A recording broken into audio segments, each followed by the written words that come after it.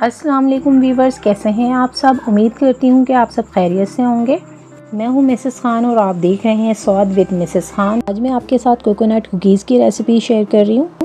बहुत ही मज़ेदार बनते हैं ये कोकोनट कुकीज़। आज इस रेसिपी में मैं कोई इलेक्ट्रिक बीटर का यूज़ नहीं कर रही हूँ। हैंड विस्क के साथ ही हम इस रेसिपी को बनाएंगे, जो कि परफेक्ट तरीके से बनके तैयार होते हैं। बेकरी से भी अच्छे कुकीज़ आप घर में बना सकते हैं, और वो भी विदाउट ओवन। तो इस वीडियो को बगैर स्किप किए एंड तक ज़रूर देखिएगा। तो अब हम चलते हैं रेसिपी की तरफ, लेकिन रेसिपी स्टार्ट करने से पहले प्लीज़ मेरे चैनल को सब्सक्राइब करें। वीडियो पसंद आए तो इसे लाइक और शेयर करना ना भूलें। तो चलें रेसिपी बनाना स्टार्ट करते हैं। बिस्मिल्लाहिर्रहमानिर्रहीम। तो यहाँ पे सबसे पहले मैंने एक बाउल ले लिया है। इसमें मैं सबसे पहले घी ऐड करूँगी, हाफ़ कप। तो यहाँ पे हमने जमा हुआ घी ऐड करना है, मेल्ट किया हुआ घी हम ऐड नहीं करेंगे। घी की जगह आप अनसॉल्टेड बटर भी ऐड कर सकते हैं। थोड़ा सा हम इसे मिक्स कर लेंगे हैंड विस्क की मदद से, ताकि इसका टेक्सचर जो है वो बटर जैसा हो जाए। तो ये देखें, अब ये बीट हो चुका है। अब हम इसमें पाउडर शुगर ऐड करेंगे, half cup. Powder sugar add करने के बाद इसे हैंड विस्क की मदद से हम अच्छी तरह से बीट कर लेंगे। और अगर आप लोगों के पास इलेक्ट्रिक बीटर है तो आप उसका इस्तेमाल भी कर सकते हैं। जिनके पास इलेक्ट्रिक बीटर नहीं है वो इस तरह के हैंड विस्क से भी इसे बीट कर सकते हैं। जिनके पास इलेक्ट्रिक बीटर नहीं है वो इस तरह के हैंड विस्क की मदद से भी इसे बीट कर सकते हैं। या अगर वो भी नहीं है तो आप वुडन स्पून ले लें, उससे 5 मिनट के लिए बीट कर लें, ताकि ये क्रीमी फॉर्म में आ जाए। इसके बाद हम इसमें 1 कप मैदा ऐड करेंगे, और साथ ही 1 टीस्पून हम इसमें बेकिंग पाउडर ऐड कर देंगे।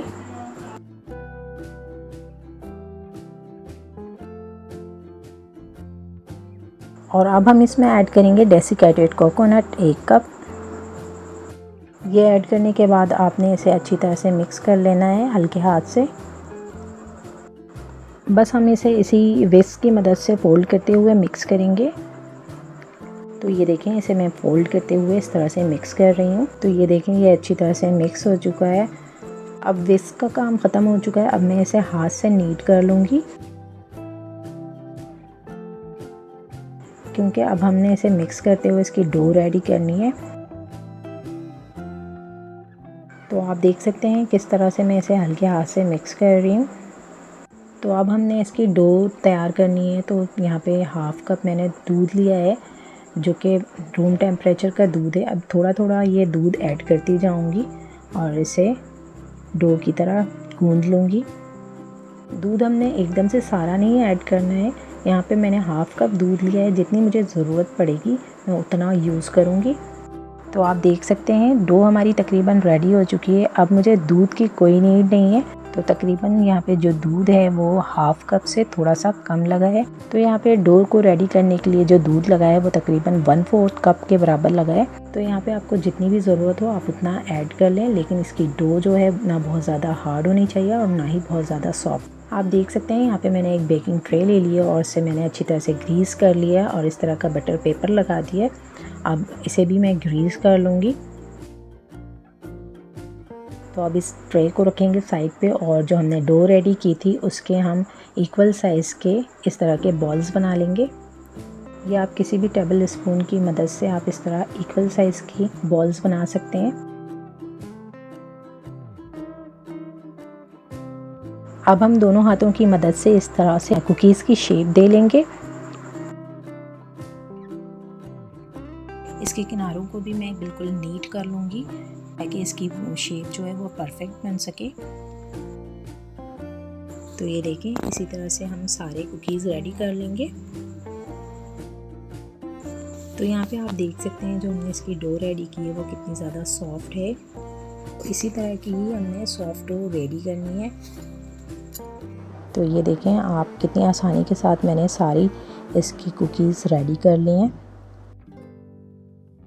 यहाँ पे देखिए, मैंने थोड़ा सा डेसिकेटेड कोकोनट ले लिया है, तकरीबन 4 टेबल स्पून के बराबर। अब मैं इन तमाम कुकीज़ को एक एक करके डेसिकेटेड कोकोनट से कवर कर दूँगी, कोट कर दूँगी इस तरह से। इसी तरह से हम सारे कुकीज़ में कोकोनट लगाते जाएंगे और इस बेकिंग ट्रे में रखते जाएंगे।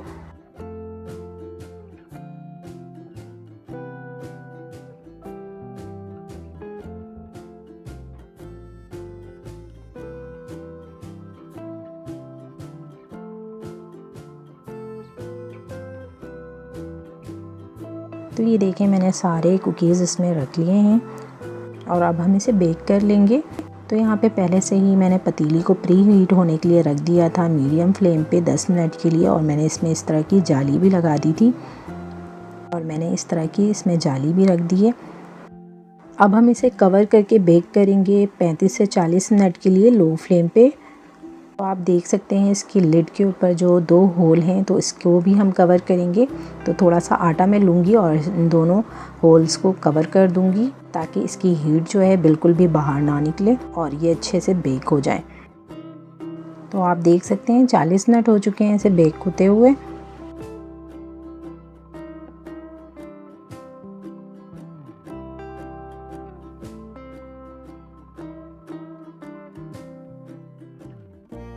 और हमारे कुकीज़ जो हैं वो बिल्कुल रेडी हो चुके हैं।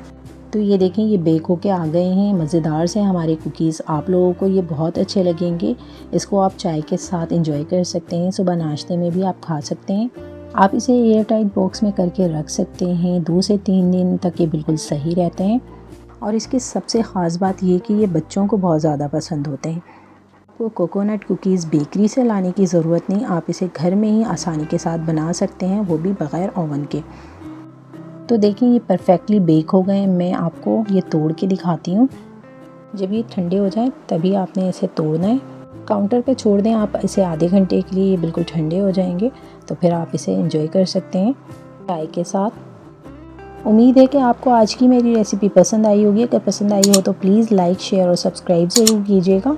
तो इस ज़बरदस्त सी रेसिपी के साथ मिसेस खान को दें इजाज़त। अपना रखें बहुत सारा ख्याल, मुझे रखें अपनी नेक दुआओं में याद। मिलते हैं नेक्स्ट वीडियो में एक नई रेसिपी के साथ। तब तक के लिए अल्लाह हाफ़िज़।